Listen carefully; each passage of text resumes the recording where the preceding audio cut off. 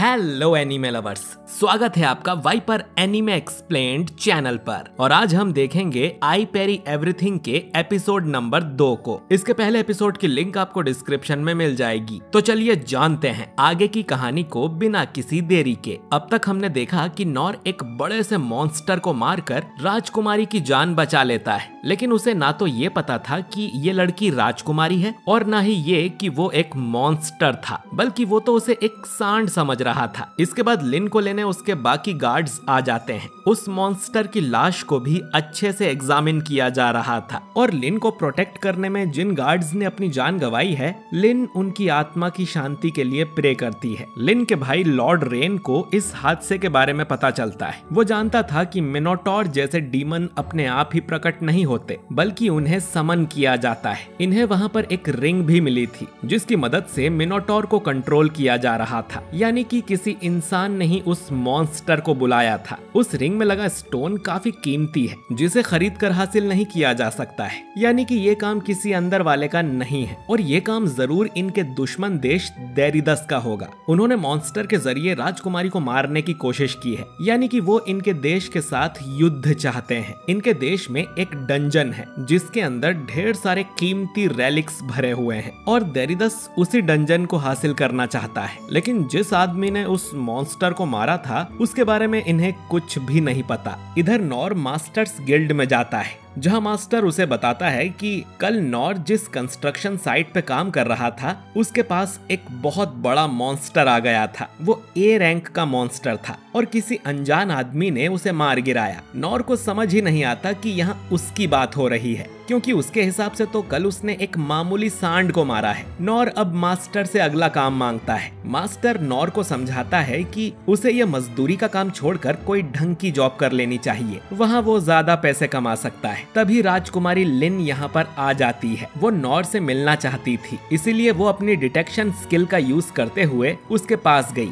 लिन ने magic school complete किया है और उसके पास काफी सारी स्किल्स हैं, लेकिन वो सब बेसिक लेवल पर है। अब लोग यहाँ लिन को पहचानने लगे थे, इसीलिए लिन नॉर को लेकर बाहर आ जाती है। वो अपनी साउंड प्रूफिंग और गायब होने वाली स्किल का भी यूज करती है जिससे कोई इन्हें देख या सुन ना सके। लिन उसकी जान बचाने के लिए नॉर का ठीक से शुक्रिया करना चाहती थी और वो उसे बहुत बड़ा इनाम देने का बोलती है, पर नॉर कहता है कि उसका शुक्रिया ही काफी है, उसे और कुछ नहीं चाहिए। लिन कहती है कि उसके फादर भी नॉर से मिलना चाहते हैं, वो उसे ढेर सारी जमीन भी दिलवा सकते हैं या अगर नॉर को कोई परेशानी है तो उसकी मदद कर सकते हैं, लेकिन नॉर बस मना ही किए जा रहा था। इससे अब लिन दुखी हो जाती है और जिद करती है कि जब तक नॉर उससे कोई उपहार नहीं लेगा तब तक वो यहाँ से हिलेगी भी नहीं। अब नॉर लिन के फादर से मिलने के लिए मान जाता है। इसके बाद लिन नॉर को अपने महल में ले जाती है, जिसे देखकर नॉर सोचता है कि ये तो बहुत बड़ा घर है, लिन जरूर बहुत अमीर घराने से है। इन दोनों को इनस नाम की लड़की मिलती है जो कि असल में लिन की बॉडीगार्ड है, पर नॉर को लगता है कि ये इस घर की नौकरानी होगी।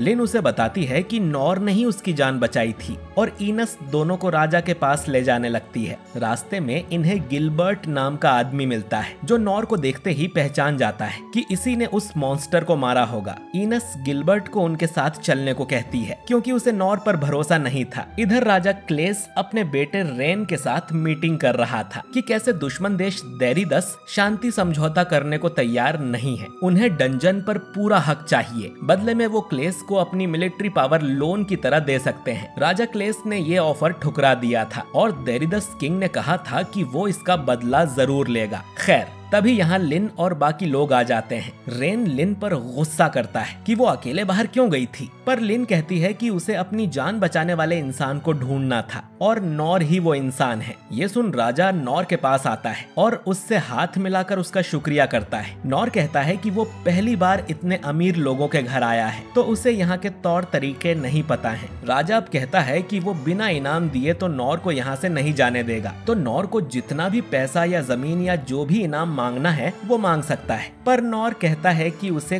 कुछ नहीं चाहिए। फिर राजा बोलता है कि उनके देश में सबसे पुराना डंजन है जिसके अंदर से ढेर सारी कीमती चीजें निकलती रहती है और ये उन्हें ट्रेजर हॉल में रखते हैं। तो नॉर चाहे तो डंजन का आधा खजाना ले सकता है, लेकिन नॉर साफ मना कर देता है, उसे कोई कीमती तोहफा नहीं चाहिए। राजा सोचता है कि वो और क्या नॉर को दे सकता है। तभी वो अपनी गद्दी के पीछे रखी एक तलवार निकाल कर लाता है जो देखने में काफी अजीब थी। ये तलवार राजा को अपने एडवेंचर के समय मिली थी, लेकिन अब बस ये डेकोरेशन की तरह ही रखी रहती है। राजा ये तलवार नॉर को दे देता है। ये ज्यादा कीमती तोहफा नहीं है, ये सोचकर नॉर इस तलवार को रख लेता है, लेकिन ये काफी भारी थी। इसे उठाने के लिए नॉर फिजिकल एनहेंसमेंट का यूज करता है। अब वो इस तलवार को एक हाथ से ही घुमा पा रहा था। ये देख राजा और बाकी सब शॉक हो जाते हैं। राजा नॉर से उसकी बेटी लिन को ट्रेनिंग देने को भी कहता है ताकि वो भी उसकी तरह स्ट्रॉन्ग बन सके, पर नॉर बोलता है कि ऐसा कुछ नहीं है जो वो लिन को सिखा पाएगा और अगर उसे कुछ सीखना है तो वो खुद डिसाइड करेगी। पेरेंट्स को इस मामले में दखल अंदाजी नहीं करनी चाहिए। ये सुन राजा हंसने लगता है। इसके बाद नॉर यहाँ से जाने लगता है। वो सोचने लगता है कि ये तलवार उसके क्या काम आएगी और तभी उसे याद आता है कि ये तलवार स्टेला के घर की नाली जितनी ही चौड़ी है, तो इस तलवार का यूज करके वो जल्दी जल्दी नाली साफ कर पाएगा। तभी नॉर के पीछे ईनस आ जाती है और कहती है कि उसे कुछ बात करना है। वो अपनी रूडनेस के लिए नॉर से माफी मांगती है। उनका काम है क्लेस फैमिली को प्रोटेक्ट करना, इसीलिए उन्हें हमेशा चौकन्ना रहना पड़ता है। नॉर बोलता है कि मुझे लगा था तुम नौकरानी हो। ईनस बताती है कि वो क्लेस फैमिली की मिलिट्री की वाइस कैप्टन है और उसे द डिवाइन शील्ड भी कहा जाता है और उसका काम है अपनी जान देकर भी लेडी लिन की रक्षा करना। और क्योंकि नॉर ने लिन की जान बचाई थी तो उसने एक तरह से ईनस की भी जान बचाई है। उस दिन ईनस किसी काम से बाहर गई हुई थी, इसीलिए वो लेडी लिन के साथ नहीं थी। खैर, ईनस कहती है कि अगर नॉर को किसी तरह की कोई मदद चाहिए हो तो वो उसे बता सकता है। नॉर कहता है कि वो जरूर बताएगा। अब आखिर में ईनस नॉर को डांट लगाती है कि वो राजा से ऐसे बात नहीं कर सकता जैसे वो कोई आम आदमी हो और अगली बार उसे राजा के सामने तमीज से पेश आना होगा। इसके बाद ईनस नॉर से उसका नाम पूछती है और जब नॉर उसे अपना नाम बताता है तो अचानक ही ईनस को कुछ होता है, पर वो नॉर से कुछ नहीं कहती और चली जाती है। अब नॉर घर जाने के लिए मुड़ा ही था कि गिलबर्ट उसके सामने आ जाता है। वो देखना चाहता था कि नॉर में कितनी ताकत है, इसलिए वो उसे एक फाइट के लिए चैलेंज करता है और नॉर बस यही सोच रहा था कि उसे घर कब जाने को मिलेगा। और ये एपिसोड यहीं पर खत्म हो जाता है। तो दोस्तों, आपको ये एपिसोड कैसा लगा कमेंट करके जरूर बताइए और इस वीडियो को लाइक और शेयर भी जरूर कीजिए। और अगर आप हमारे चैनल वाइपर एनीमे एक्सप्लेन्ड पर नए हैं तो हमारे चैनल को सब्सक्राइब करके बेल आइकन जरूर दबाइए। मैं मिलता हूँ आपसे बहुत ही जल्द अगले वीडियो के साथ। शुक्रिया।